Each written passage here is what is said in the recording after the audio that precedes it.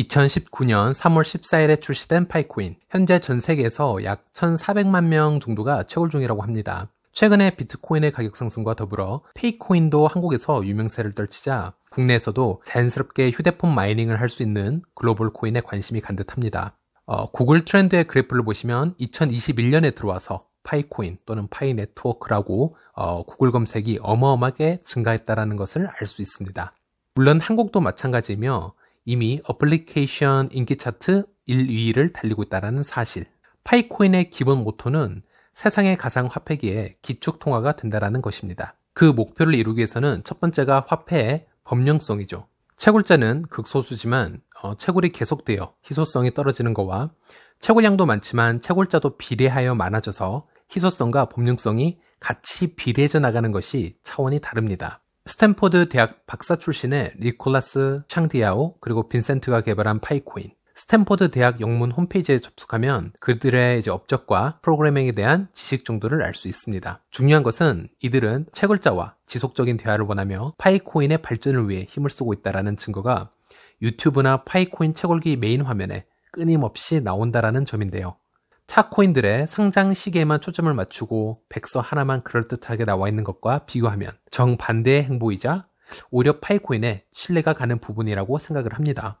파이코인 개발자들은 오히려 파이코인의 상장 시기에 대해 이렇게 얘기를 하고 있습니다. 자연적으로 파이코인 생태계가 완성이 되면 상장은 차후 따라올 문제이다. 즉, 파이코인이 세계 가상화폐의 기축통화가 되고자 하는 목표와 개발자들의 태도가 매우 일관성 있어 보이는 것에 다시 한 표를 드립니다. 최근에 개발자 3명 중 1명이었던 빈센트가 퇴출이 되고 사진과 프로필이 파이코인 측에서 삭제가 되었습니다. 그리고 현재 빈센트는 니콜라스와 창디아로를 상대로 민사소송을 제기 중인 걸로 알고 있습니다. 정확하게 어떠한 이유로 소송 중인지는 잘 모르겠지만 미국은 소송의 나라이고 금액 또한 엄청난 걸로 예상이 됩니다. 하지만 개발진들 사이에서 소송이 붙고 있음에도 불구하고 시스템에 대한 아무런 내부 고발 또는 스캠성의 의도가 흘러나오지 않는다. 오히려 파이코인의 안정성을 다시 한번 확인해 주는 것이 아닌가 싶습니다.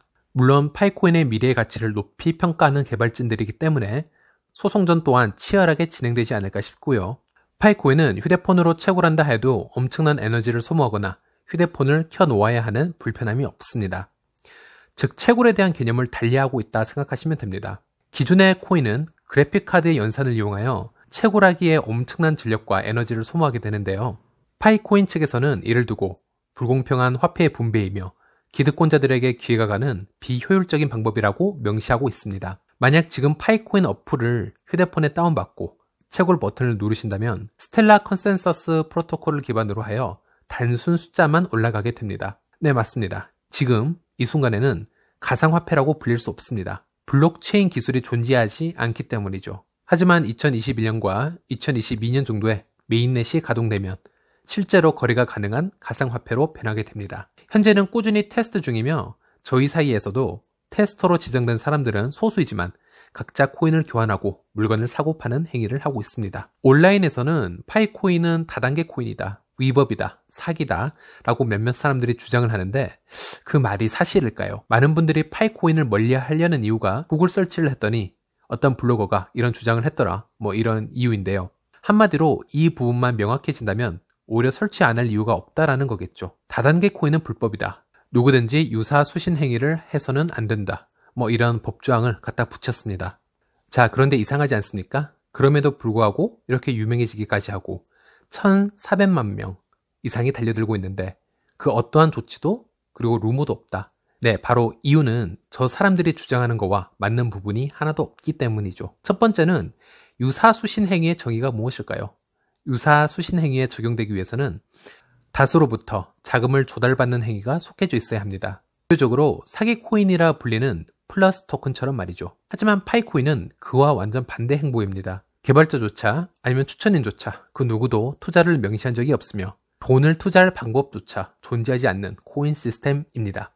추천인이 많아질수록 본인의 채굴 속도만 빨라진다라는 특징을 가지고 있죠. 그러면 이렇게 반문해 볼 수 있겠죠. 그럼 다단계 코인이 아니냐? 다단계의 특징을 아시는 분도 많으시겠지만 다단계도 아닙니다. 다단계란 판매원이 차례로 다른 사람을 판매 조직에 가입시켜 피라미드식으로 판매 조직을 확대하여 가는 방식으로 수입 구조가 모두 상위에 있는 판매자로 올라간다라는 특징을 가지고 있죠. 하지만 파이코인은 단지 다단계가 아닌 한 단계에서만 채굴 속도가 영향을 미치고 그 이상의 윗구조나 아랫구조와는 전혀 관계가 없다는 것을 알 수 있습니다. 그러면 다단계도 아니면서 왜 이런 구조를 채택하였느냐? 그 이유는 바로 두 가지로 나누어 볼 수 있겠는데요.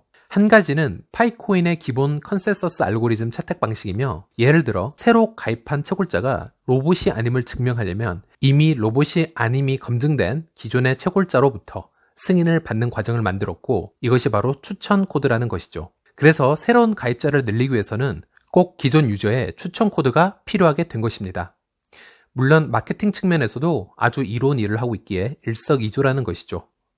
이것을 한탕 해먹고 떠나는 다단계 사긴 코인과 비교하는 것은 아주 무리가 있어 보입니다. 파이코인은 2021년 1월에 코인마켓 캡에도 등재가 되었습니다. 파이코인을 불신하는 사람들이 주 반대 이유 중 하나가, 그렇게 안전성이 확보된 코인이라면 왜 공신력이 높고 세계 모든 코인 투자자들이 본다는 코인마켓 캡에 등재가 되지 않았느냐 라는 말들을 하시는데, 그 말을 파이코인이 탄생하자마자 얼마 안 돼서 하는 것도 넌센스였지만, 심지어 그 말들이 나온 직후 떡하니 등재가 되었다는 사실, 그만큼 세상에 처음 선보이는 스타일의 코인인데도 불구하고 스캠 위험이 없고 시스템적인 안전성이 확보되어 있다라고 전문인들에게도 평가되고 있는 사실입니다. 지금 비트코인은 상거래에 이용되기에 적합하다라고 쉽게 단정짓기 힘듭니다. 바로 실시간으로 바뀌는 엄청난 가격 변동과 비트코인으로 결제 시스템을 구축한다 하더라도 몇 분 이상 지속되는 단점으로 인해 현실적인 문제들이 발생한다라는 거죠. 생각해보세요. 결제가 진행되는 동안에도 몇십만 원, 몇백만 원이 왔다 갔다 한다면 그게 어떻게 가능할까요? 비트코인이 세상에 나왔을 시 컴퓨터에서 만들어낸 코드가 무슨 화폐 가치가 있겠냐며 조롱당했습니다. 이더리움이 세상에 수십 개씩 무료로 뿌려질 때는 무료로 나눠주는 이더리움 코인이 무슨 화폐 가치가 있겠냐며 조롱당했습니다. 가상화폐는 긴 역사를 가지고 있지 않기 때문에 각자의 개발 단계가 새로운 역사이고, 투자자들은 좀 더 열린 마음으로 고려해 볼 필요가 있습니다. 자, 그럼 파이코인을 설치하는 방법 아주 간단하게 설명해 드리겠습니다. 지금 본인의 휴대폰에 구글 스토어에 들어가서 파이 네트워크를 검색하여 다운받으세요. 그러면 첫 화면이 페이스북으로 인증을 할 것인가, 휴대폰 번호로 인증을 할 것인가 물어보는 화면인데요.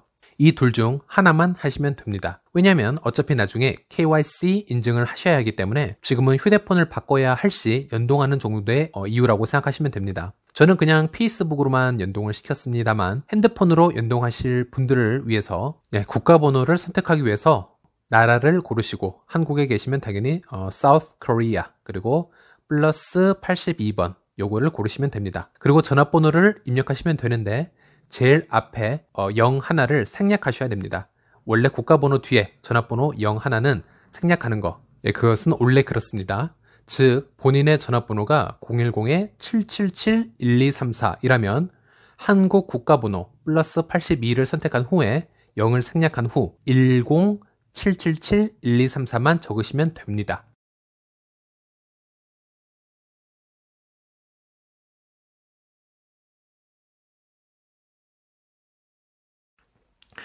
네, 그리고 다음과 같이 이름을 입력하는 창이 뜹니다. 영문 이름은 first name에 입력을 해주시고, last name에는 성을 입력해 주시면 됩니다. 예를 들어서 이름이 홍길동이라면 길동을 first name에, 홍을 last name에 넣어주시면 되는 거죠.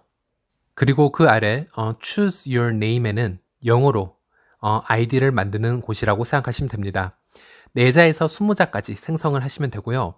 이 아이디는 본인이 새로운 가입자에게 추천 코드로도 쓸 수 있습니다. 자, 그러면 마지막 화면이 뜹니다. 바로 인비테이션 코드, 즉 추천인 코드인데요. 본인이 로봇이 아님을 증명하는 곳이죠. 그리고 미래에는 다른 새로운 가입자들에게 본인이 생성한 아이디를 추천해 주시면 본인의 채굴 속도가 빨라지니 한번 시도를 해보시고요. 밑에 서브밋 버튼을 누르면 끝이 난 것입니다. 보라색 단추들을 누르시고 시작을 하시고요. 오른쪽에 보이는 번개 모양의 단추를 누르셔야 채굴이 시작이 됩니다. 단 누르신 후에 24시간 후에는 채굴이 자동 중지되니 24시간마다 들어오셔서 채굴 버튼을 누르는 거, 그거 꼭 하셔야 됩니다. 이게 되게 중요합니다. 물론 24시간마다 알람 기능이 있으니 그것도 한번 확인해 보시고요. 번개 버튼을 누르면 화면 제일 위에 서서히 올라가는 숫자가 바로 본인이 채굴한 파이코인 양입니다.